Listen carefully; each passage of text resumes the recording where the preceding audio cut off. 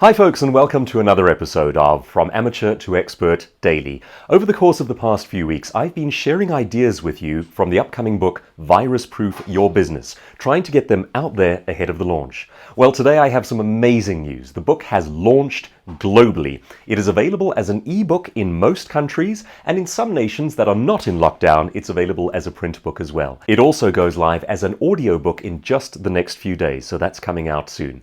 Meanwhile, let's continue to share ideas and try to keep entrepreneurs and business owners afloat. Over the course of the past couple of weeks, I've done an immense amount of media interviews, podcasts, and webinars, and here is an idea from one of them that I'd like to share with you. Yes, and Louis, that's a topic close to my own heart. As you know, one of my books is called They're Your Rules, Break Them, 50 Ways to Smash Silos, Bust Bureaucracy, Create a High-Performance Culture.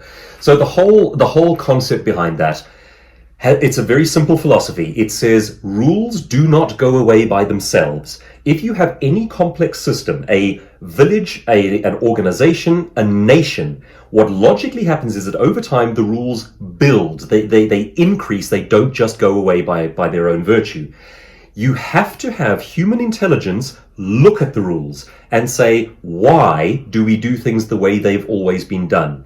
Louis, one of our fellow speakers is a gentleman named Steph Duplessis, and he uses the simple example that really just captures the whole thing here of the monkeys in a cage. You put a bunch of monkeys in a cage, every time they reach for a banana they get a zap, and you slowly replace the monkeys until there are no new monkeys in that cage, or none of the original ones, and only none of those new monkeys have ever been zapped, and they don't know why, but they won't reach for the banana. Now, that's this kind of cultural conditioning that goes, we do it this way because it's always been done this way. A prime example of that is the format that a lot of public schools use. You line up in the morning outside of a classroom, the teacher rings the bell or the foreman blows the whistle, you sit down in neat lines on a factory floor, a classroom floor, the teacher rings the bell, the foreman blows a whistle, and it follows the exact format of an Industrial Revolution era factory. Now, we look at that and we go, well, come on, that's just the way a school works. And the reality of it is it's not. Our schools are designed that way, were designed that way a couple of 100 years ago to create the right type of discipline, format, and thinking for an Industrial Revolution era factory. Now, I'm not just an anarchist. I don't believe in getting rid of values and traditions, but I do like to get rid of processes that have become defunct. And as I say, that takes conscious thought. It doesn't happen unless someone takes a hatchet to it and says, why do we do it this way?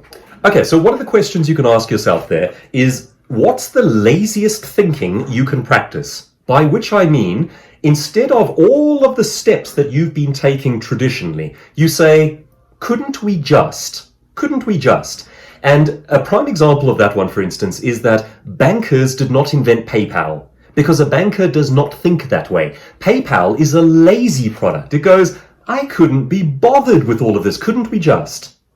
And that takes some radical thinking. You need to get a group of people together and go, what's the core thing we offer? What's the core thing we do? Now, if we were forbidden from doing it the way we've always done it, and we had to do something lazy and quick, what could we do? Couldn't we just? And fill in the answer to that question. That is true industry innovation and revolution. And it's not more complex, it's less complex.